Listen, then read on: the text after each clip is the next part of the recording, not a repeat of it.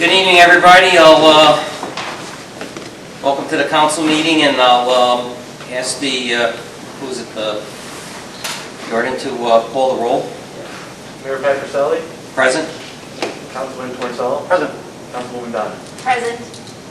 Before we start, I'll ask everybody please stand. We'll say the Pledge of Allegiance.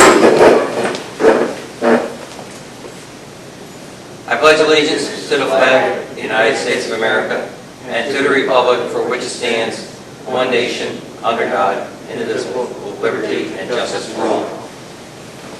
Thank you. All right. First order of business will be reading of the minutes of the previous meeting. Mayor, I'll make a motion that we dispense with the reading of the minutes of the September 3rd meeting. And I'll second that. Okay, there's no other changes, so I'll ask Mr. Huban to call the roll.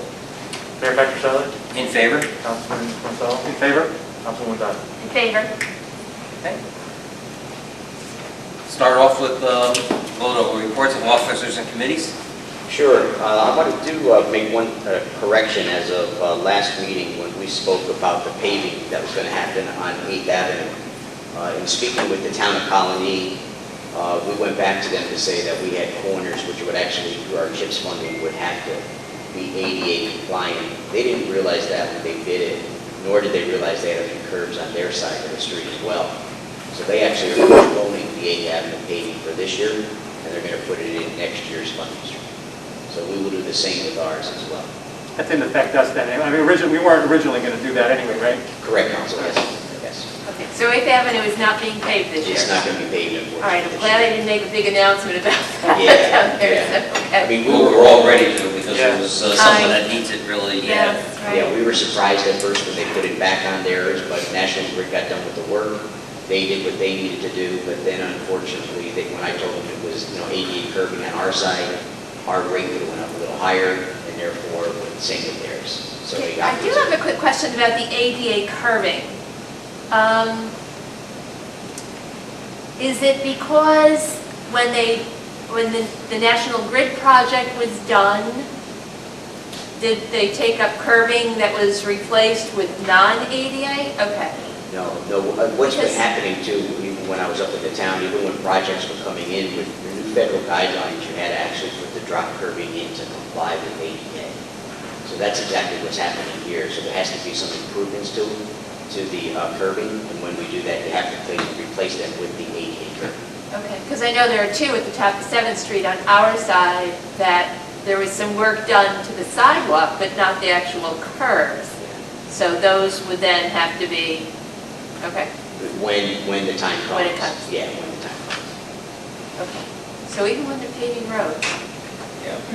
Typically, when you do any major work on any street, Right. well, you're really handicap compliance. That makes sense. Okay, all right. Yeah. Thank you. One of the other things that we did this past week here, last meeting we also authorized the exchange in the heating system, or the upgrade to the heating system. We signed that change order, and that is actually being done now by Family Dance. They're scheduling that system hopefully for next week to be installed. Today we had Dominic Russo from Brita Architecture. He was on the City Hall looking at the soffits. So the windows and soffit program is still going forward with that.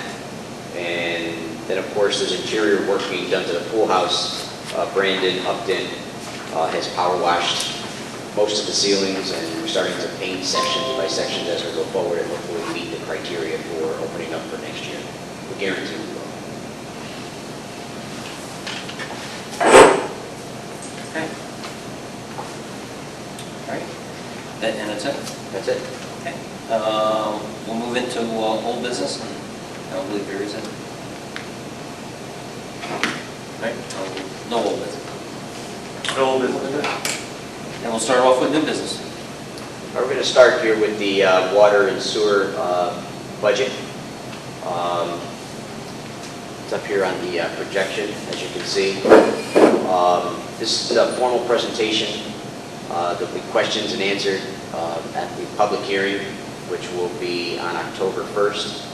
and then we'll formally adopt the budget on October 15th. To just explain a little bit about what you're going to see.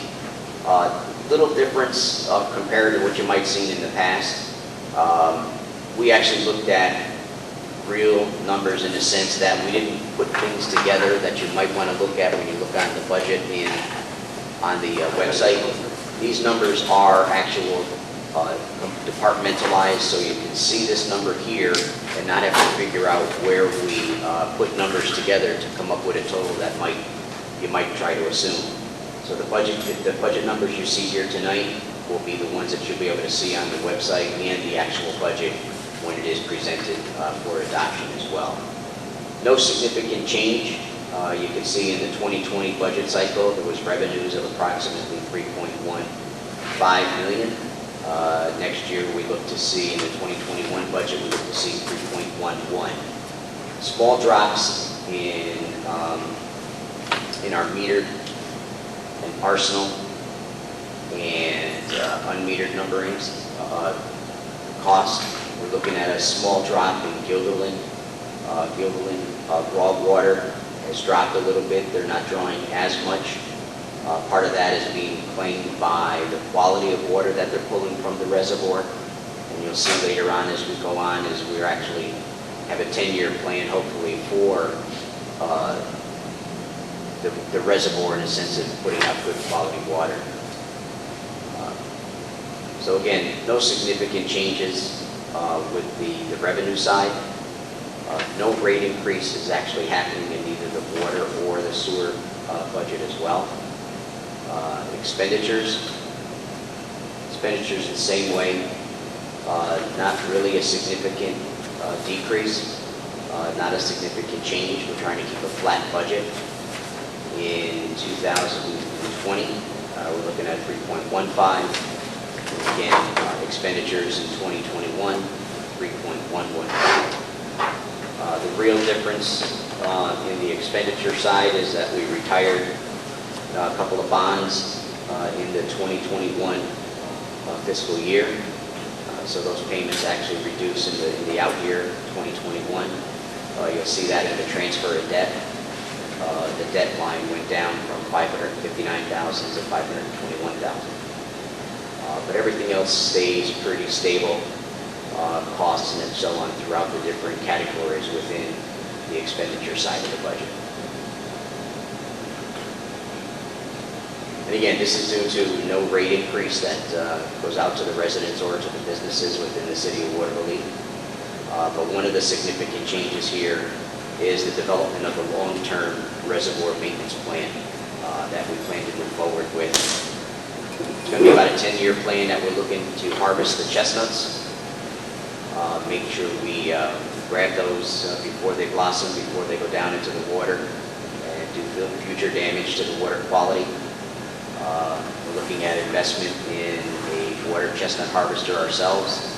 We're trying to figure out what to do with those chestnuts now, and talking to engineers, biodegradable, whatever it may be, source of power. Those will all be part of the study that we plan to move forward with. Improve the reservoir security. We need some camera systems and things out there. But one of the other things that we'll also have that's on our, one of the largest things to be concerned about is the tax rate that happened with the town of Gilderland. We know they assessed us with a higher rate than we ever anticipated. We do have that expenditure in our budget. As I said before, the revenues are increasing, but we do plan on paying that tax rate with it. But in the course of 2021, we do plan to open up greater communication with the town of Gilderland. That tax abatement or that tax assessment is actually under litigation right now, but we're trying to work towards an agreement on the assessed value, which hopefully will return the monies that we paid last year and any future year back to the city of Watervliet. We've also completed interconnections which will generate some revenue if and when the day is needed for Green Island and Manans. So that's also going to be a future revenue source as well. As I say, it's no increase to the rate. It's pretty flat year to year from 2020 to 2021 in our water fund. the work that is done to connect with Green Island and Manans, who pays for that, all that work that's done? Do we get reimbursed by Green Island and Manans, or is it a joint project somehow? Well, it's a joint project, but Green Island is the one who paid just recently to connect. Okay. With their, I think Bonanza, correct me if I'm wrong, was done prior to. Yeah, it was not our cost. Yeah. Not a cost, okay. And that was one of the things that Green Island was actually in contention with when we were going to that MOU. They wanted to actually put that out further on because they were trying to get the lifespan of their infrastructure. And we actually ended up getting that to be a 6-year agreement. And I know I asked this prior, and I apologize, but is there a time frame on the Gilderland litigation, the assessment litigation, or can that just go on like a regular case? Or is there some rules that said, hey, if you're contesting a 2020 assessment, it has to be done in X amount of time, or it has to be done in 2020? Is it just regular litigation that can just hang on and go on and on and on? Yeah, there's a certain scheduling order. There's a schedule, okay. Yeah. Okay. We were hoping to meet with Gilderland in the upcoming weeks. In fact, we just had a call from Paul Goldman, our attorney, on behalf of the city. And we're going to get together, the mayor, myself, and Mark and Gordon, get a kind of a game plan. One, to understand a little bit more as to what Gilderland is looking for, what to do, but also that's the entire schedule of what we're doing. Okay. I didn't know if there were different rules. That's all. I didn't know if there were. And just one little thing too, we also have a meeting with Gilderland October 1st. I initiated a request to meet with Gilderland and talk about the overall water quality of the reservoir, what we're planning on doing, and sort of to get a battle plan and get everybody in the room together, to talk about it. By the way, we heard from Dave Dressel last time. Is there actually an issue with the quality of water that we're giving Gilderland, or is this sort of a pretext, something that Gilderland can I use think to there's get out of paying us? There's yes to both of those, yeah, I would agree. There is water quality issues that we have coming out of it. All right, so now the bigger question is, the water quality issues that Gilderland are complaining of, do we have the same water quality problems that we're giving our citizens here in Watervliet? No. I can't speak to how they prep their water, but I know by the time we come down to us and we filtrate it and everything, we have much cleaner. Most water. importantly, we want the water quality for the citizens here to be A+. Correct. Well, we really want the water quality to be A+ for both. Correct. Right. It really comes down to, Correct. but the only problem that Gilderland has, or the problem that Gilderland has, is that they process the water differently than we do.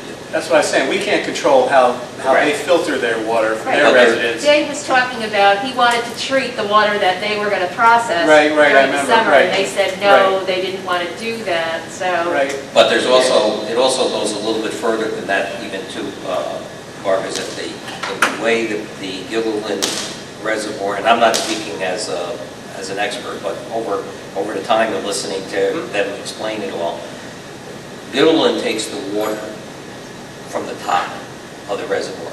Okay. We take the water from the, let's say, more lower end, and then what happens is whatever It's probably an oxygen. the oxygen, whatever it is that Gilderland takes, it's harder for them to process, from the top. That was their design, and that's basically how it makes it a little tougher.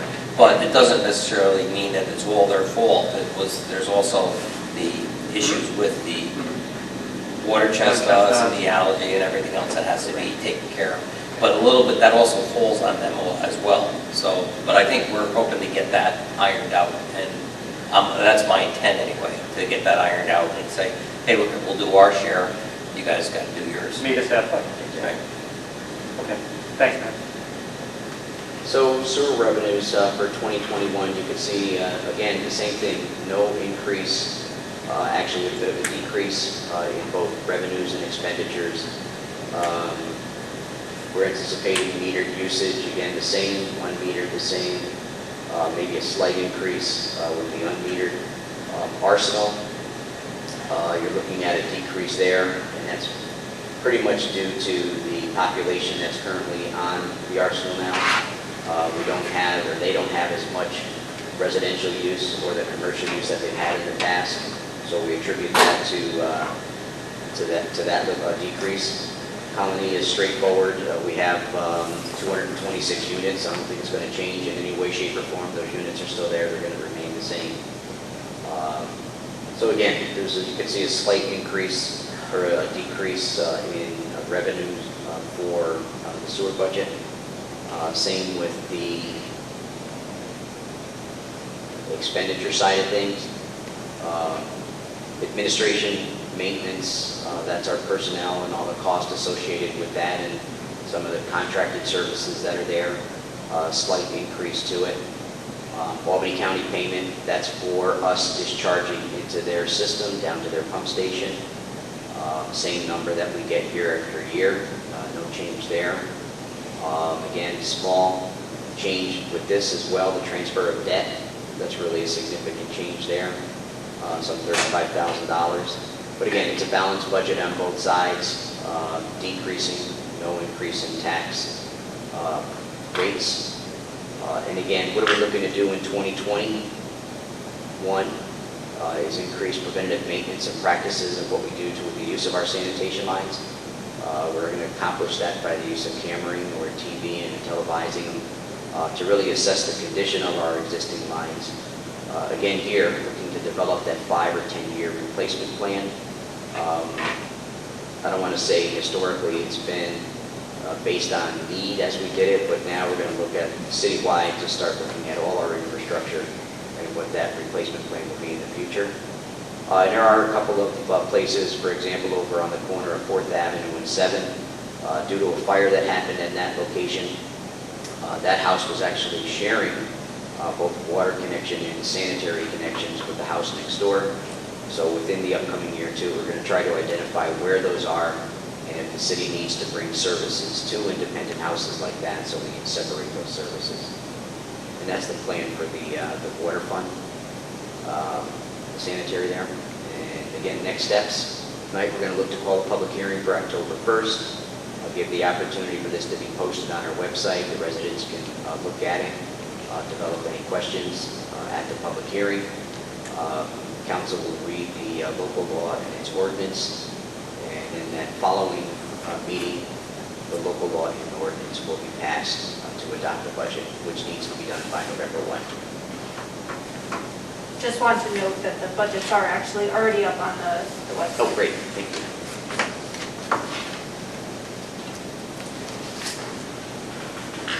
Okay. Do we want to proceed with the reading of the ordinance? All right. First item on the agenda, Mayor's ordinance number 2032.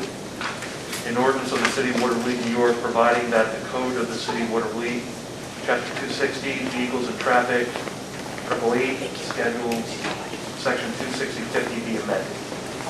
Mr. Mayor, I'll make a motion that we move on the ordinance. And I'll second that. Who wants to speak?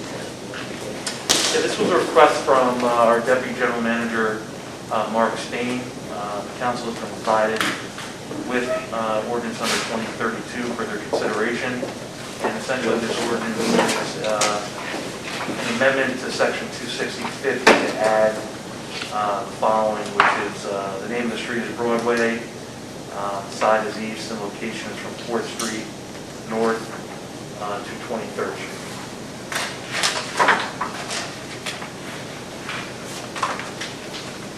All right. Any questions? So to prohibit parking where the bike trail is, correct? Correct. Got it. So in accordance with the provisions of section 26018, and this is what section 26050 says, that no person shall park a vehicle at any time upon any of the following described streets or parts thereof. So this would be name of street, Broadway, side east, location from 4th Street north to 23rd Street.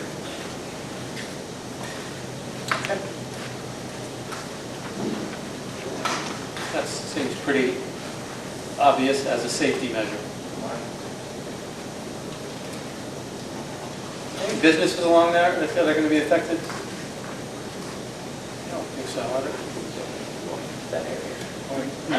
of information question, please? Why can't they park in Fourth in front of National Pain at the curb?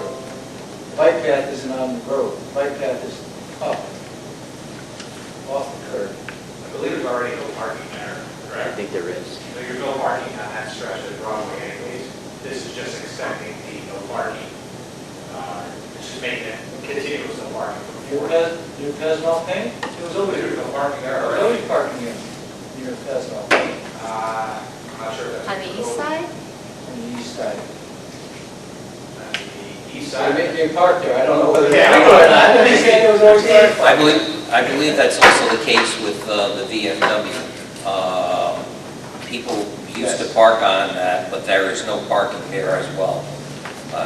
Oh, I believe that they were in Okay. a habit of parking there, but not that it was allowed. oh, okay, all right, Or I think not part of- allowed, but not. It was tolerant. right. And I think Tolerate, right. part of the issue too is that bike path in certain areas moves out into the roadway by 10 feet. So therefore, it's actually pushing cars over into that, so that's why Yeah. we're parking. Yeah. We're not parking. But I think you might be right. I think there were cars that attempted to park there, but I don't believe that they were allowed to park first by law, permitted to park there. Okay. Okay, thanks. All right. If there's no other questions, I'll ask Jordan to call the roll. Mayor Patricelli? In favor? Councilman Torrcello? In favor? Councilwoman Stein? In favor? The next item is resolution number 9772. 9772. The council of the city of Watervliet hereby approves a memorandum of understanding between the city of Watervliet Police Department and the Watervliet City School District regarding the Watervliet Police Department Handle with Care program commencing on September 1st, 2020 and ending on August 31st, 2021, and further authorizes and directs City of Watervliet Acting Chief of Police Lieutenant Brian J. Strock to execute same. Mayor, I'll make a motion that we move on the resolution. And I'll second that. Okay. Go. This Oh, sorry. this was something we had for the last few years. No, 2019. We actually 19. started this initiative last year. We'd like to continue it. It's an agreement with the city school district to continue with this Handle with Care program. I put the word on it. We found it to be very successful in the school district. Absolutely loves this program. What it is when our officers encounter a student out in the streets or in their homes that have experienced trauma, let's say they're a witness of domestic violence or anything related to what could be classified as a traumatic event, even involved in a car accident. Those officers will notify me. I would draft an email to the school district. I have the Watervliet High School principal, the Watervliet Elementary School principal, as well as the superintendent. We would notify them and say, hey, little Johnny Smith was involved in an incident, handle him with care tomorrow at school. The school district then takes that notification and notifies Johnny's teacher, as well as guidance counselor and other administrators that need to know. And then in school, they can provide supportive care. The school absolutely loves it. It helps bridge that gap that they have between the student's home and school. So Sure. we'd like to continue with that program after this MOU is allowing us to do. Great. Yeah, almost set. Yep, all set. Mayor Patricelli? In favor? Councilman Torrcello? In favor? Councilwoman Donovan? In favor? The next item is resolution number 9773. The council of the city of Watervliet hereby approves an agreement between the city of Watervliet and the New York State Unified Court System for a one-year period commencing on April 1st, 2020 and terminating on March 31st, 2021 for the city of Watervliet to provide security services to Watervliet City Court, further authorize and directs Mayor Charles B. Patricelli to execute same. Mr. Mayor, I'll make a motion that we move on the resolution. And I will second that. Didn't we just say that OCA was going to handle the security? This is for 20 to 21. RCA is going to start taking care of it Oh. from April 21. April going forward. 1st, 2021. Okay, all right. I So should there read- was- I should read these, right?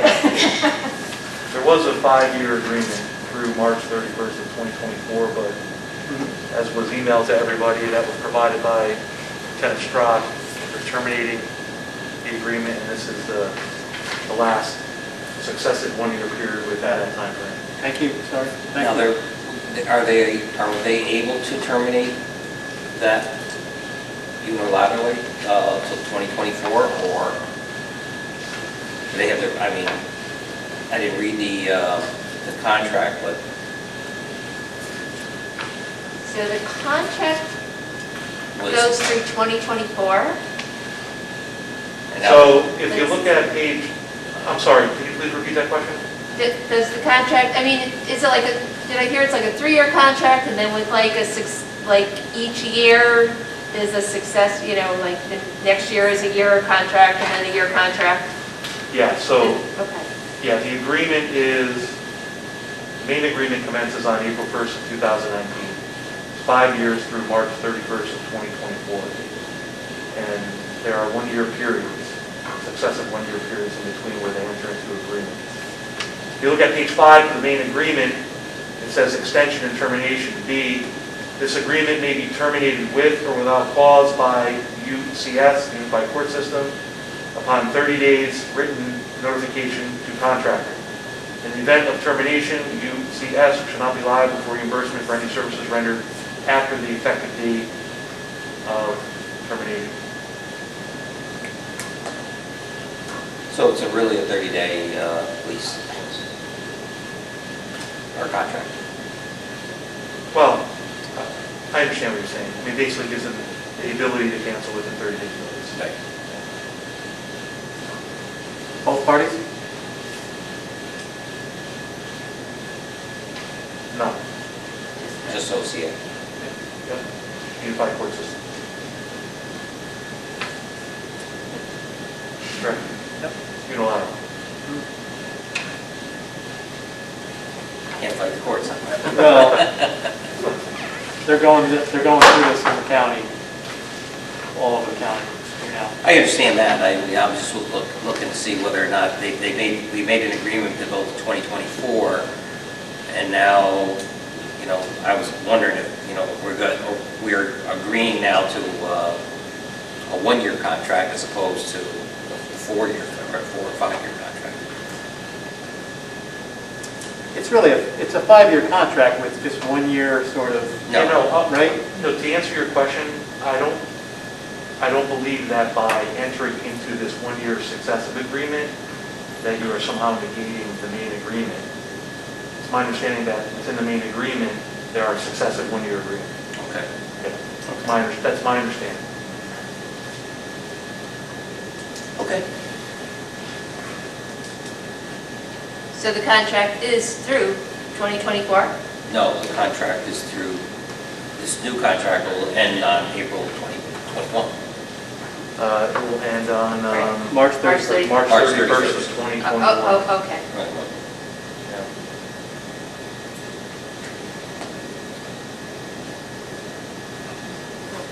And on April 1st, OCA will take over and OCA will provide the security.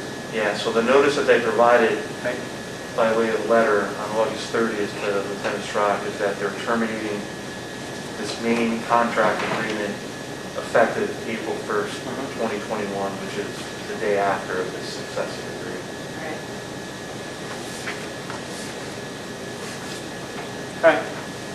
I mean, I have no questions. Okay.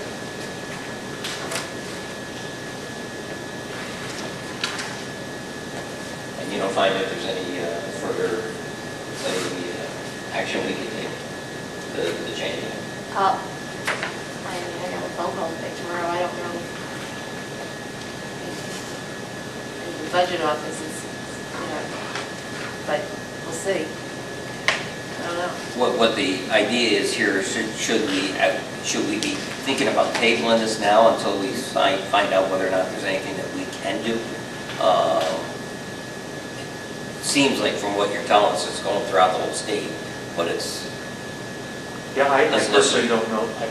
I personally am not aware of that. I mean, this agreement that you are considering specifically deals with, if you talk about the main contract, section 1B. It says, "This term shall consist of 1-year periods." Okay. Okay? So if you look at, and I'm sure you've reviewed it, the August 25th letter regarding the agreement that we're talking about now for the 1 year, it says, Section 1B of the above reference agreement provides that the term of the agreement shall consist of 1-year period commencing on April 1st, 2019, terminating on March 31st, 2020, and subsequent 1-year period commencing on April 1st and terminating on March 31st, 2020. They have their own Okay. periods of reimbursement, so. Okay. That doesn't answer your question Yeah, about whether or I not get it. Right. we should wait, but I think that, Brian, would you agree? I mean, we need to have the security during this 1-year period, correct? Yeah, and we jeopardize future reimbursements if we don't act on this, because we're still going to provide, like right now, Right. we're paying to have cops working in court. Correct. And Amanda is billing them. Okay. This allows us to bill them. This, Right. I mean, Right. we would potentially jeopardize that. Okay, I get it. And if for some reason it's not working to our advantage, in 2008 or 2020, you can get out, we can not They're going sign to that terminate. agreement. They're terminating. Yeah, they're basically terminating it Right. after. Oh, that's right. They are Okay. terminating, All right. I'm guessing that that type of a letter went out to a whole lot of municipalities I would- throughout the state from This OCA, is your area of expertise. specifically because of the COVID thing, because they're just, because of the budget. It came, this came from like the budget office, so I'm sure they've got these agreements. Smart of them to write these 1-year agreements, but it doesn't help us, so. I don't know. I can only assume that they have. I don't know if Brian, have you contacted any other counterparts, neighboring municipalities, if they've received the same letter? Or- I was told that the sheriff's office was cut out of Family Family court. court. And yeah. Albany City Court, Albany City Court too? the criminal building and and City Hall. Yes. I didn't know I that. heard that, yeah, I was told that today. That was back in 2021. Oh, Albany City Hall? Yes, I understand that they got the same letter. Okay, yeah, because that's customarily, Albany Right, Police Albany Department. Police Department, Yeah. and criminal court too, so, Correct, yep. but, I mean, I'll Okay. talk to somebody, Want to table it then? No, I don't think No, we don't. can. I think We don't need to table it. No, I don't think we can. Yeah. Be able to get reimbursed on this. Right. But I think the overall contract is something. Right. Right, okay. Mayor Patricelli? In favor? Councilman Torcello? In favor? Councilwoman Diamond? In favor? Okay, the next item on the agenda is resolution number 9774. The council of the city of Watervliet hereby approves an agreement and release between the city of Watervliet and William Ashline, James Boomer, David Dressel, Peter Hanley, Kathy Liney, Gerard McGill, Thomas Murphy, Peter Murray, and Michael Pontor. And further authorizes and directs Mayor Charles B. Patricelli to execute same. Mayor, I'll make a motion that we move on the resolution. I'll second that. Okay. So this is a resolution, if it is passed, for the council's consideration, to approve an agreement and release, all which you have all reviewed, been provided to you. Just as a brief history, the individuals that are named in the resolution, also in the agreement release, were previously employed by the city. They had commenced an action, sued the city in Supreme Court, Albany County, alleging that the city refusal or failure to reimburse them for Medicare Part B premiums violated the respective collective bargaining agreements. So this matter proceeded through litigation, through discovery, and the parties have come to an agreement, subject to the council's approval, to resolve this matter. And there's a monetary payment that's contained within this agreement that if it's approved, the specific individuals would be paid, and other terms of the agreement that constitutes a resolution of this litigation and a release. And that will end the city's obligation towards those individuals. To those individuals. And those are the individuals that were named in the, they were specifically pointed out in the decision. In the, yeah, those are the individuals Yeah. with respect to litigation, and Yeah. these are the individuals that this agreement and settlement. Yeah. And then you see the monetary part in page 1, paragraph 1, $5,000 no later than 30 days, and then an additional $5,000 on it before January 31st Yep. for each of the individuals. Got it.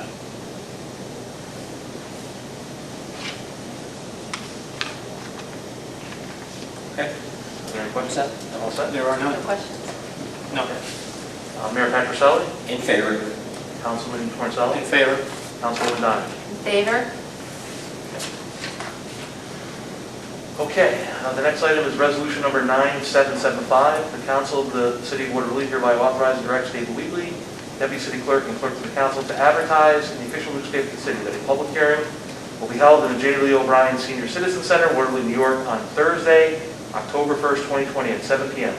for the purpose of hearing those persons who wish to be heard regarding proposed local law number 2 of the year 2020, a local law to amend Chapter 230 sewers of the Code of the City of Watervliet regarding establishing and imposing sewer rates for the periods of November 1st, 2020 through April 30th, 2021, and May 1st, 2021 through October 31st, 2021.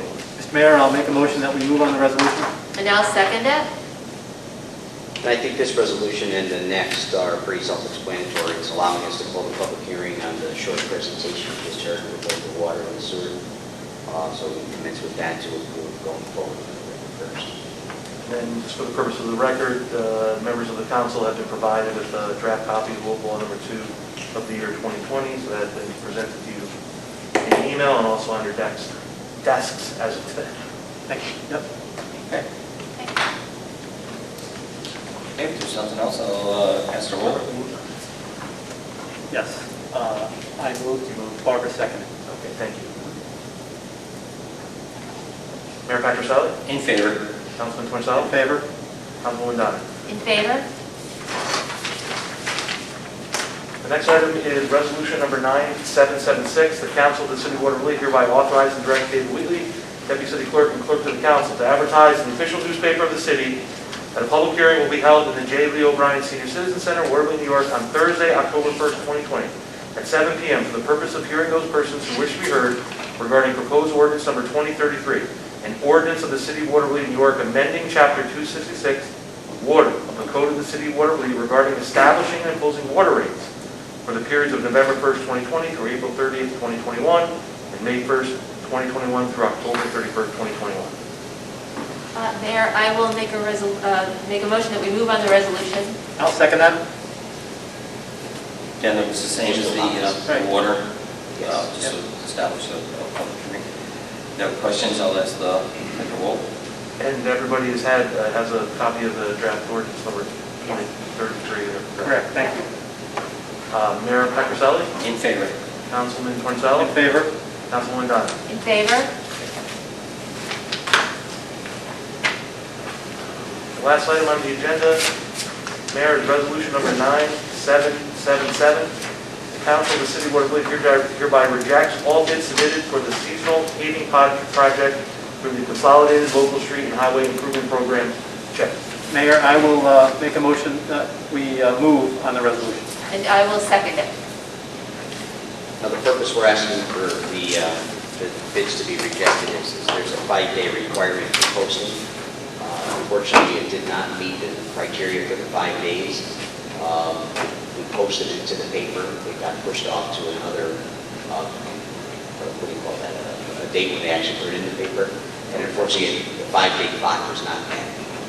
So we're asking these bids to be rejected, and then we'll decide on the plan going forward after that. Okay. Any questions? No? Call the roll. Mayor Patricelli, In favor? Councilman Torricelli, In favor? Councilwoman Donovan. In favor? Your Honor, that concludes the new business for this evening's agenda. Okay, thank you.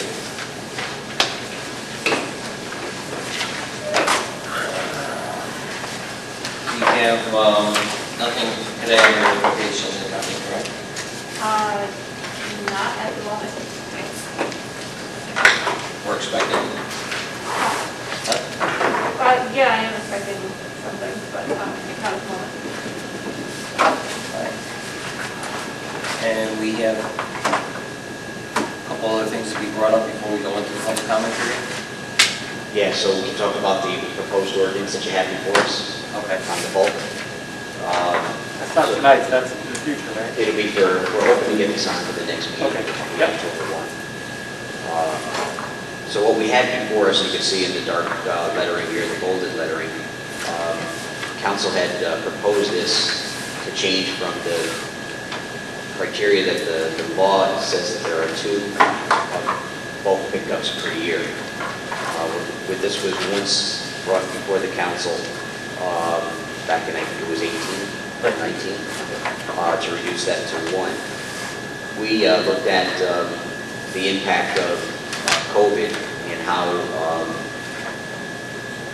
the impact on the sanitation department was very high this year.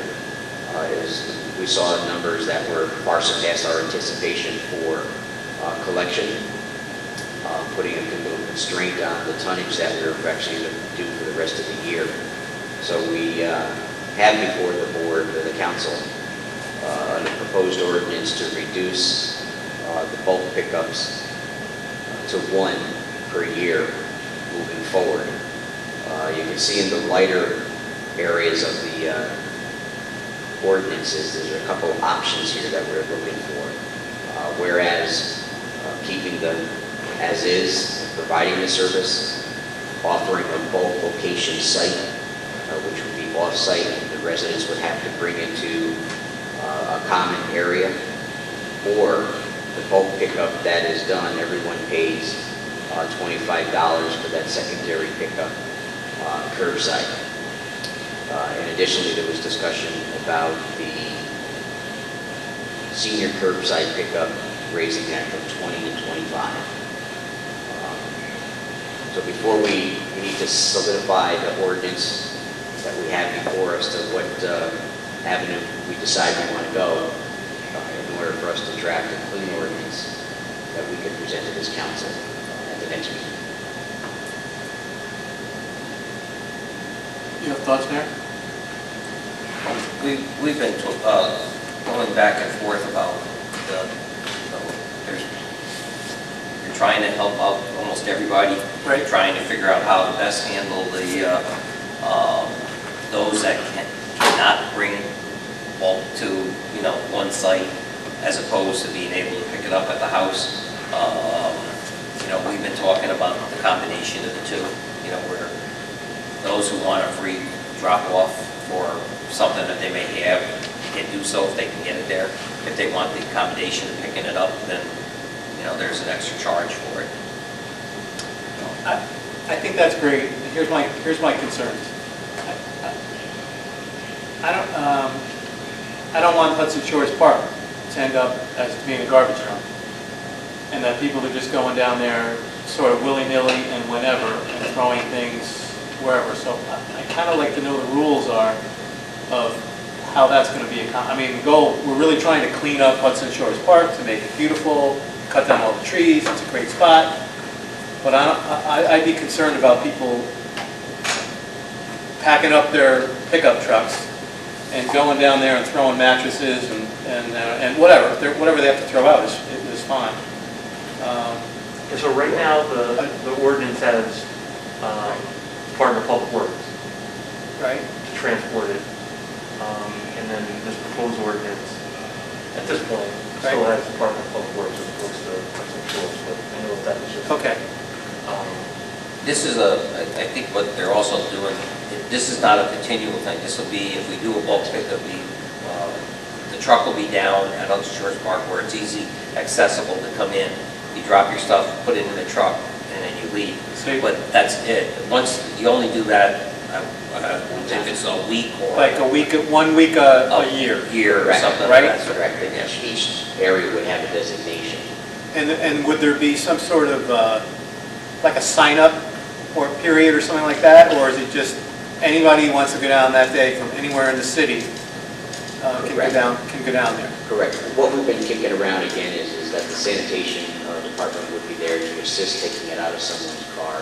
There'd be a resident, they'd have to show their residency to make sure it's coming Right. from the city. Right. But trucks would be there as well as bulk bins that we would end up renting from like a Peelman or something like that. Metals would go in one so we could then scrap it. Right. Where we didn't have that capability to do once before. And right now, I think the city code calls for 2 of them, right? One in the spring, one in the fall. Right. Would there be 2, like 1 week in the spring, 1 week in the fall, this would take place? Well, I think the idea is... Or just once? We're looking to amend it to say that once, and then that week would be, that secondary one would be identified at that point. And then how about if I wanted to pay, to have somebody, to have the Department of Sanitation come to my house and pick something up, is that the same thing? That would be one No, one that week could- a year or whatever? That could be as much as a person would want to do, to pick up. So every month I could do that, or every whatever I could pay, that fee, right? Yeah, we would have to add that in there because it doesn't say that right now. Is that onerous on the department? Yeah. I think the department, I don't know if it's a problem with the department as much as the administrative, the way we have it set up now, because it's very difficult for scheduling Right. and notification. You can see our ability to kind of keep track and scheduling, and that is on the lower end. Go ahead, Barb. I was just going to say, like, if we went the route with, someone pays $25, and let's say if they live in Fort Schuyler, then you pay $25 ahead of time, and your date is this Monday, that's your normal Fort Schuyler Right. pickup, but that's when you would put all your stuff out and pay your $25, and so now we just have to make sure. Once a year? You're saying No, that once a year, whatever. I or? mean, if I had stuff once a month, then I would go to City Hall, pay my $25 or however it works, and then I put it out, and I've got all my bulk pickup here, and then my neighbor Or the just have city the would tell regular. me what day to put it out, right? Well, I'm just guessing Yeah, that if it's like our regular bulk week, our twice a year bulk week, our bulk week is Monday Right. of that week. So I would think that maybe our bulk week pickup would still be Monday. I think the idea was to change it from Mondays so that when the guys were coming through with their list of which houses to pick up, it wouldn't get confused with the regular garbage. Oh, okay, Just based off of discussions with Mr. Dawes. okay.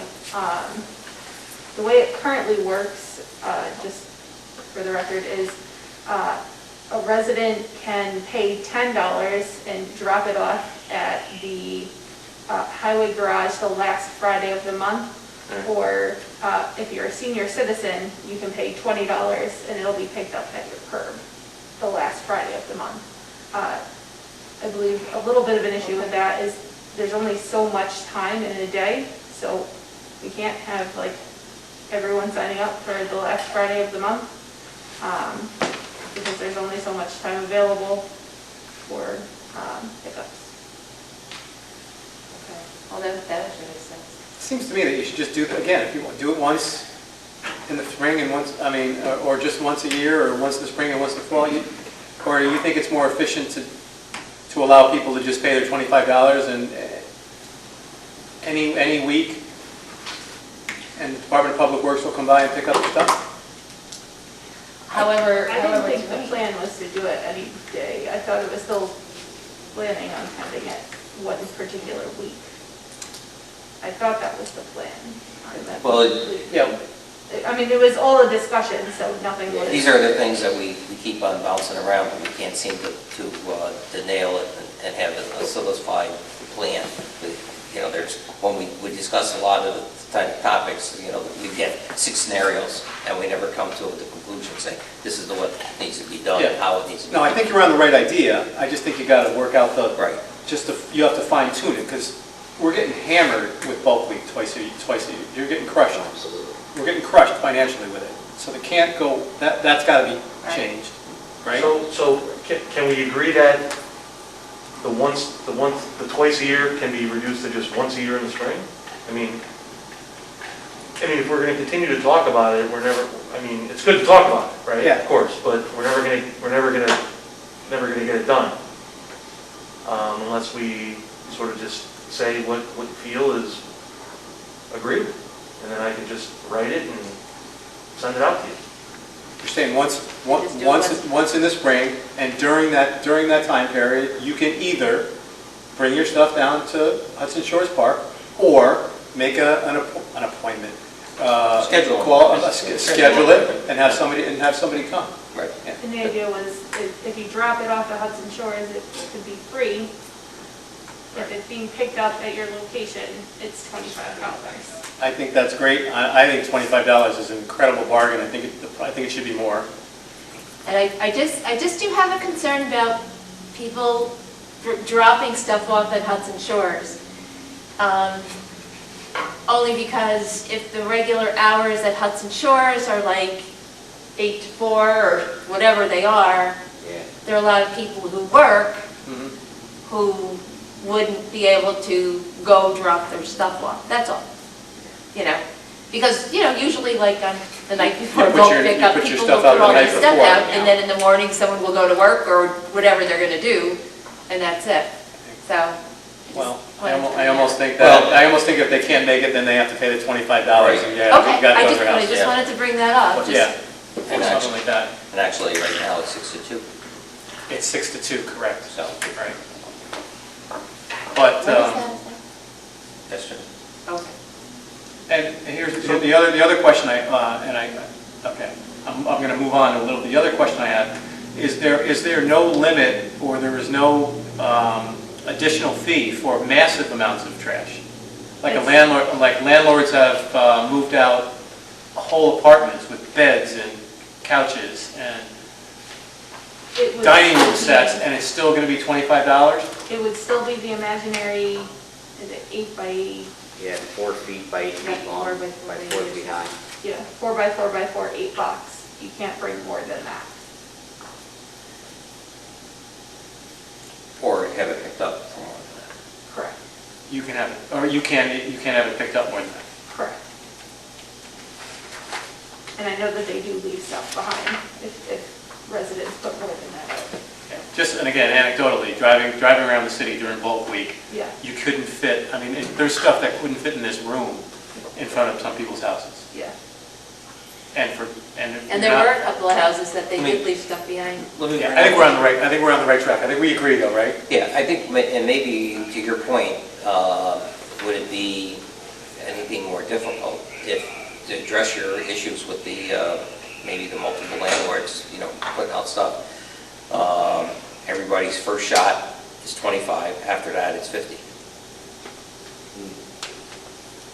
So if a landlord is constantly looking to have something picked up, then at least there's a little bit more of a charge to it than they, you know, if you've already gotten your shot at the dart, you know, the next shot is a $50 charge. So I heard a few changes.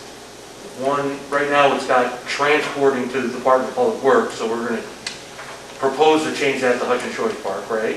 Correct. The second thing is sort of a bifurcated thing. You can do that, or you can, which isn't in the code now, or even the proposal, is to have the Department of Public Works come to your house and pick it up. We're talking after the one time, Correct. right? So that's not in there now, it's only for senior citizens, correct? Correct. Right. So that's something new that I'm hearing. Wait a minute, I don't know what you mean by after the one time. Because if you read it, it says that right now it's twice a year, you know, Right. once in the spring, once in the fall. Right. And then it says, residents who find the need to dispose of bulk items before or after the established dates must pay to do so. You bring your bulk items to the Department of Public Works the last Friday of each month. But I think you're also, even during that period, you're still going to charge them $25. And I think you're, It's not a free pickup, ever. I think you're eliminating the once in the spring, once in the fall. I think it's going to be the Hudson Shores pickup is once, and any other pickups are picked up at the curbside. It's $25 or $25 or $50, whatever it is. So there's no other subsequent or after the 1st. Okay, so there's no, No actual pickup. Are we getting rid of the regular What you bulk? just described there was not a pickup. You're saying the very first in the spring, I have to take it to Hudson Shore Park. No, you don't have to. If you can't take it to Hudson Shores Park, then you call in for a schedule and there's a charge to it for somebody's pickup. What you've been discussing is there will be one spring pickup. There will be a period in this, there will be one week in the spring. See, you keep saying drop off. Currently, they come to the residents to pick the stuff up twice a year. Correct. The proposal is to do that only once a year, Correct? okay? In the Right, we- spring or the fall, whenever you want to. Would we still Correct. have a regular bulk pickup One week as we know it bulk now in pickup spring? a year as it currently exists, where they come, the stuff is piled to the rooftop of the house, and they take it away. Once a year is your proposal. If you do a second one, it'll be $25, and you take it to Hudson Shore Park. No, I don't think that's what you said. Oh, Here's the way I would look at it. And this is, the way I would see it is, we're offering once a year to drop off your stuff for free at Hudson Shores or DPW. Every month. Well, 4 by 4 by 8, whatever it is, that kind of thing. You can bring anything you want, you can bring it in there, we'll have that, if it's in the spring or the fall, that's all that's right. free. Then, during the whole course of the year, if you have bulk, you want anything picked up by bulk, you call it in, you have it scheduled, and there's a charge for it. And if you were looking to say that base charge is $25, and if you were going to, if you needed something done twice, then there's a maybe it goes to the $50 charge, or you keep it at 25, whatever it is. So an individual can call anytime. Anytime As many times. for a scheduled pickup, or Okay. a scheduled pickup. Is there, what? You just said it again, I said what again? that they take it to Hudson Shore Park. They No. don't come to, Once to Hudson Shores Park, that would be the free. but you didn't say anything about picking it up at their residence as they do now. The residents, as they do, if we're looking at it, and I'm talking out loud, I guess, is what we're doing, because it seems like we can't come to a conclusion. But what I'm saying is, if you want it for free, you go to Hudson Shores Park once a year, drop it off. All right. Got that one. Anything, instead of the senior pickup or the drop off at the garage anymore, that's eliminated, you just go completely by scheduling. And that's your bulk pickup. Not a week, not by the month or anything like that. You could schedule it and then that's it. And I understand exactly what you're saying. So the verbiage then needs to be. I mean, it needs to be changed. Yeah. Okay, I mean, we're just discussing it, so. Right. right. So, Should you also have the people who are doing the job here with their recommendations that maybe just a slight. I think you have it. I think you have it. Yeah, we've had it, We've had but the this is, discussion. yeah, several. Can I make another suggestion? Can If I, you confuse us Sort of. anymore. I get what we want. I was under the impression that it would be, let's assume, the first week in April. Right. You would have a week where people could bring their trash to Hudson Shores Park. During that same week, or perhaps the next week, the second week in April, you could call and say, during that week, come pick up my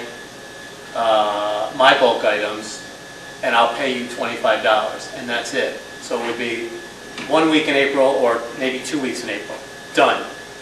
And it would eliminate having trash on the streets all year long. Big bulk items on the streets all year long. No, I think you're saying the same thing. The only difference that you said, what the mayor said, is that you're designating a specific time frame after the one time where you're going to drop it off. You're Or during that week, whatever, yeah. The mayor's, I think the mayor's saying the same thing. Yeah. You just call in whenever you want, at any point in time, and you pay for it. No, he's saying you can do it 52 weeks a year. I'm saying you should have a designated Yeah. period of a I week have to agree with. when you can put your bulk things out and have the city come pick it up. I agree with the councilman. You know what I When mean? we had the discussion with Mr. Dawes, he had mentioned that the week for pickup would be best because the guys need to get it in one shot and get out. But I also like your idea of charging the $50 for the second time if you want maybe a Friday pickup. I would agree with that too. Yeah, we want, yeah, I think you gotta get away from the Friday pickup. But I think you should be able to do that on your normal day of pickup. Yeah. You know, I think And I- that's, and I like- that yeah. eliminates running around the city going Right. to 42 houses when you've already been there. Exactly. Once already, Exactly. you know, I for think that week. Mr. Dawes' issue with that was if one house sees one house doing it, then they think, oh, it's bulk week, I'm gonna stick all my items out, and then before you know it, the whole block has their items out. Well, they'll have to learn, and sometimes they'll have to learn in the hard way, because you can't, you know, there's always gonna be these ones that aren't following, no matter how much of a, let's say, education we have, and I'd like to be able to get this out in the water bills, you know, as much as we can, be able to say, here's our program, you know, and how to do it. I think what we're attempting to do is still provide the service, you know, but still be able to come in and say, make it, you know, feasible. I think, what I also remember Chris saying was that the problem is that the trucks can only take so much. And he goes, and that's been the problem. He says they fill up so fast, Yep. and they can't get to the dump and come back again and do it. Right.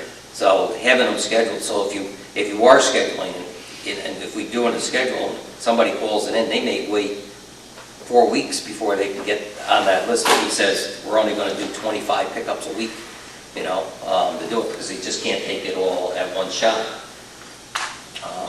I kind of like the idea of condensing it though, so people aren't putting things out all year long on the streets. Yeah, I could see that. But then you still have the senior pickups doing the same thing. We're still going out and doing senior pickups.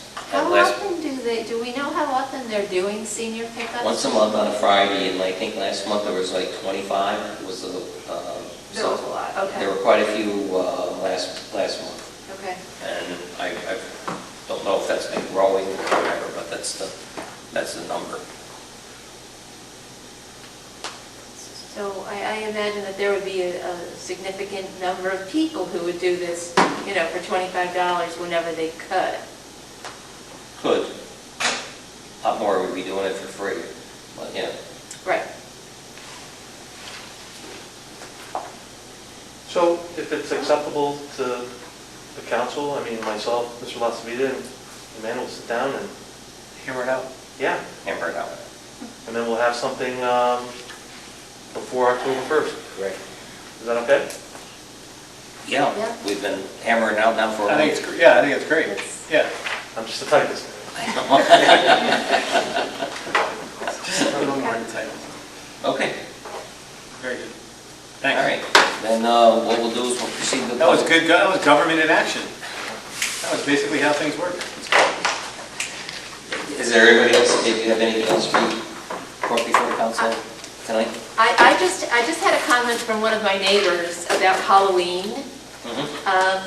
Halloween this year is on a Saturday, and the kind of loose curfew that we have, I think, is for 10 o'clock, and they were just saying, maybe just because of all the everything that's going on, if we could change that to something a little bit earlier, and they suggested 8 o'clock, so I just said, sure, I'll bring it up and just throw it out there.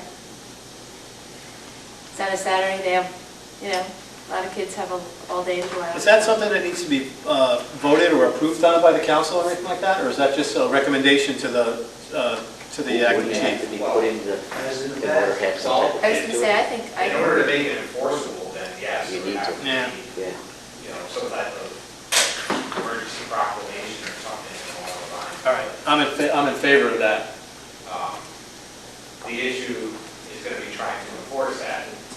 Well, I'll need the entire police force, probably have the National Guard in the city. I know, right, They jokingly yeah. say that, but Yeah. it'll be very difficult. But I think communicating as much as possible, and we'll handle it as best as we can. But I would think that there would have to be some type of, if we're going to make this announcement, then there needs to be something there for our officers to enforce. Yeah. 15 or 9. And maybe make it a 10's time late. that it doesn't even have to be just this year, but maybe just kind of back it up. 10 o'clock, if that's what the time is, I think that's a little bit late. I I've don't know. always been in support of a curfew. The city of Troy has a curfew for juveniles. As a former Troy police officer, we utilize that curfew quite often when we came about a juvenile walking around in the middle of the night. It gave us a reason to stop them, so to speak, as opposed to, But that's a year-round curfew. that is a year-round curfew. I would be in favor of having discussions, further discussions with this council to talk about a year-round curfew in addition to a special curfew for Halloween. Yeah, I mean, I've researched this issue in the past, and I'd like to look into it a little bit more again, because I haven't looked at it in a while, but, there may be some issues with having, codifying, a curfew specifically for just one day.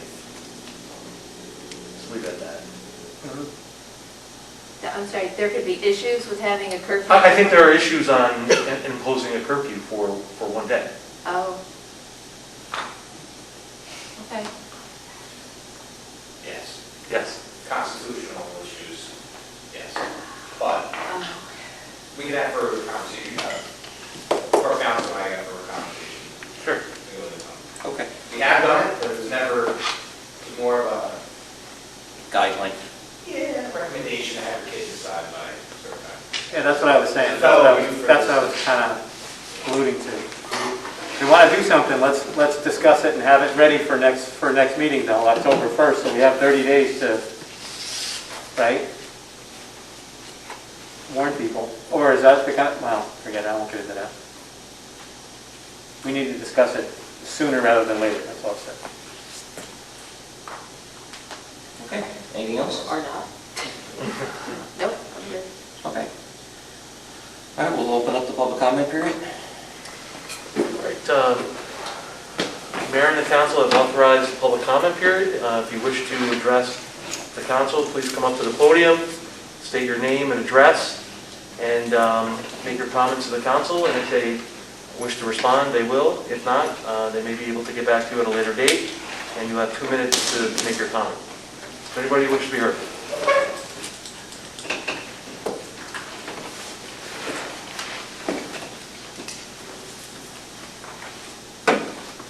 Paul Huban, 1500 12th Avenue, Watervliet.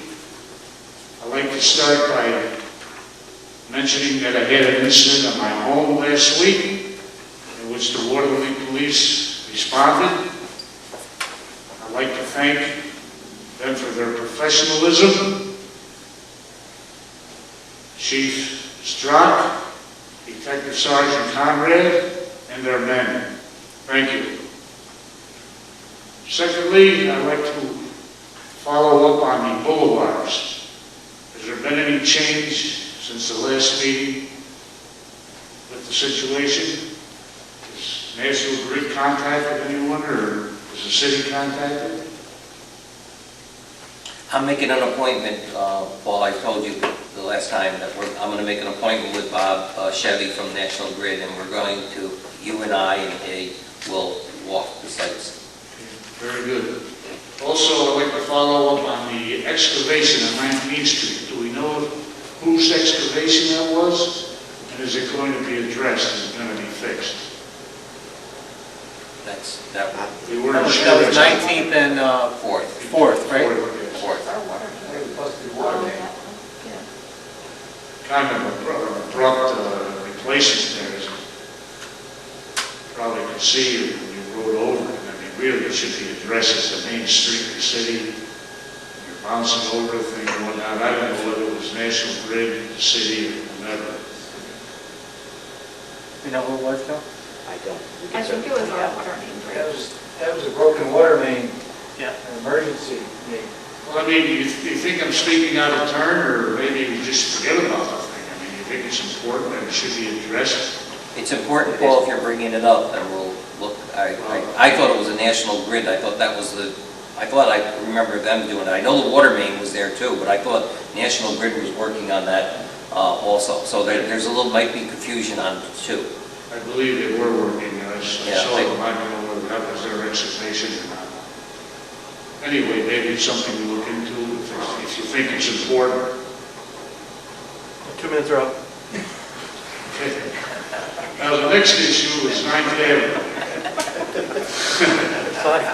From what I see, the contractor did a nice job there, but I think there are situations that should be addressed. Number one, I don't think it should be the city's responsibility to supply risers and rings for manholes. First of all, the rings come in two parts. They're either plastic or metal.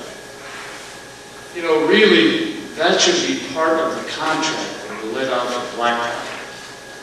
Why should the onus be on the city to have one or two men there when they're blacktopping, supply, and put the apparatus in, and also their responsibility to make sure that the grade is correct?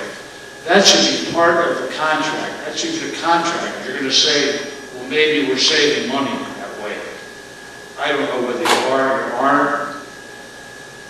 You should have been advised by the engineering company, whoever they are, when you negotiate specifications and whatnot. That should be put into the contract. And it would take the burden off the city. Does that make sense or not? Absolutely. Something to consider. Thank you. I think you heard enough of me.